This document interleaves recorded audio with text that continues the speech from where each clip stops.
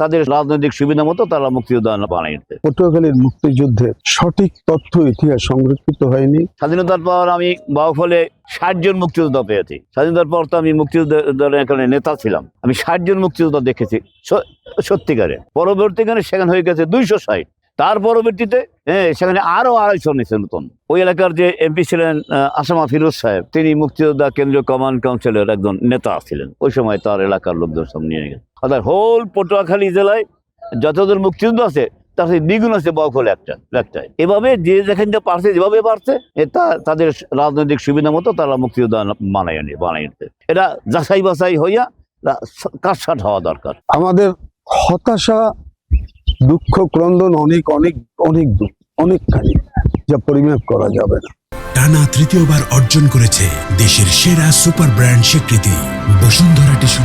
কিন্তু একটি কথা বলবো, আজ পর্যন্ত বাংলাদেশ তথা পটুয়াখালীর মুক্তিযুদ্ধের সঠিক তথ্য ইতিহাস সংরক্ষিত হয়নি বা লিপিবদ্ধ করা হয়। এই জন্য আমরাও দায়ী। আমি মানস দত্ত, আমার কাছে সামনে যারা মাইক্রোফোন নিয়ে দাঁড়িয়ে আছেন তারা যদি আমাকে প্রশ্ন করেন, আমি আমাকে নিজেকে বড় করে তুলবো, অন্যকে বড় করে তুলবো না। এই হীনমন্যতা আমাদের ভিতর এখন বিরাজমান। আমি শুধু একটাই কথা বলবো নতুন প্রজন্মের কাছে, আমাদের মতন ঝরে যাওয়া লোকগুলোর কাছ থেকে অন্তত মুক্তিযুদ্ধের প্রকৃত ইতিহাসটাকে জেনে নাও। আমাদের মুক্তিযুদ্ধের ইতিহাস সংরক্ষিত যদি সঠিকভাবে হয়, জাতি তাহলে জানবে, বুঝবে, চিনবে যে দেশের জন্য কত আমাদের রক্ত, ত্যাগ, তিতিক্ষা এবং কত মা বোনের চোখের পানিতে এই দেশ তৈরি হয়েছে। আমাদের গোড়াতেই গলদ। 9 মাসে, আমি আবারও বলবো, 9 মাসে একটি মুক্তিযুদ্ধ, অসম্পূর্ণ মুক্তিযুদ্ধ, যে মুক্তিযুদ্ধটা পুরোপুরি সম্পূর্ণ হয়নি। আমাদের বাঁচার জন্য আরো লড়াই করতে হবে, আমাদের দেশকে আরো সামনে এগিয়ে নিয়ে যেতে হবে। আর মুক্তিযুদ্ধের সঠিক তালিকাটা